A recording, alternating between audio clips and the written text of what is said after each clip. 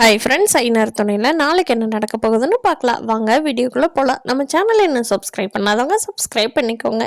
சோழனும் நிலாவும் சந்தோஷமா காரில் கிளம்புறாங்க. நிலா ஒரே வெக்கமாக சிரிப்பாக வர்றாங்க. சோழனுக்கு ஒரே குஷி ஆயிடுது.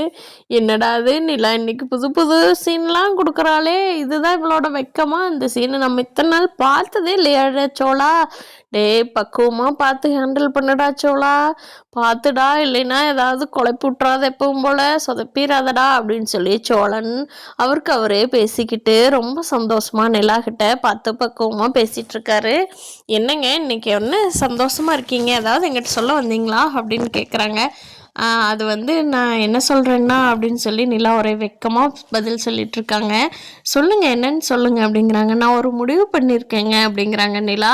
அப்படிங்களா, என்ன முடிவு? நீங்கள் எடுத்த முடிவு கண்டிப்பாக நல்லதாக தான் இருக்கும், சொல்லுங்கள் அப்படிங்கிறாங்க. நிலா சொல்கிறாங்க, நான் வந்து இனிமேல் உங்கள் வீட்லேயே எப்போவுமே இருந்துக்கலான்ட்டு முடிவு பண்ணியிருக்கேங்க. இந்த வீட்டை விட்டு போகலாங்கிற ஐடியாவே எனக்கு வரலைங்க. வாவ், ரொம்ப சந்தோஷங்க, ரொம்ப நன்றிங்க இந்த முடிவு எடுத்ததுக்கு.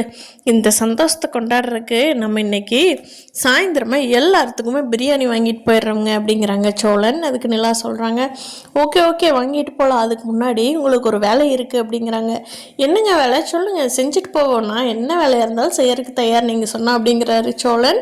அப்போது நிலா சொல்கிறாங்க, அந்த காயத்ரி கிட்ட போய் மன்னிப்பு கேளுங்க, அப்போ தான் அந்த பொண்ணுக்கும் மனசு திருப்தியாக இருக்கும் அப்படின்னு சொல்லி சோழனை வந்து நிலா கூட்டிகிட்டு போயிடுறாங்க காயத்ரி வீட்டுக்கு. ஓகேங்க, நான் பண்ணிடுறேன், நான் பண்ணின தப்புக்கு நான் மன்னிப்பு கேட்கணும் தான், நான் நினச்சிட்டு தான் இருந்தேன், எனக்கு கொஞ்சம் ஷையாக இருந்ததுனால நான் போகல அப்படின்னு சொல்கிறாரு சோழன். அவன் சோழனும் அவங்க காயத்ரியோட வீட்டுக்கு போய் சோழன் நிலாகிட்டையும் அந்த பொண்ணு நல்லா பேசுகிறாங்க. சோழன்கிட்ட எதுவும் பேசல. நிலாட்ட அக்கா வாங்க டீ குடிக்கிறீங்களா அப்படி இப்படின்னு கேட்குறாங்க. அதுக்கு சோழன் சொல்கிறாரு, காயத்ரி, நான் பண்ணினதெல்லாம் ரொம்ப தப்பு காயத்ரி, சாரி காயத்ரி, எனக்கு ஒரு வேறு பிரச்சனை இருந்து போய் அது நான் எப்படியோ பேசி என்னை மன்னிச்சிரு காயத்ரி அப்படின்னு சொல்லிட்டு வெளியே கிளம்பி போயிடுறாரு. அவருக்கே அவர்னால உள்ளே உட்காந்து பேச முடியல. நிலா அதுக்கப்புறமா காயத்ரிகிட்ட சரி போயிட்டு வரேன்னு சொல்லிட்டு கிளம்பி வந்துடுறாங்க. வீட்டுக்கு வந்து நடந்தது எல்லாம் சொல்கிறாங்க. நிலாவும் சோழனும் எல்லாரும் சாப்பிட்டுட்டே கேட்டுட்டு இருக்காங்க.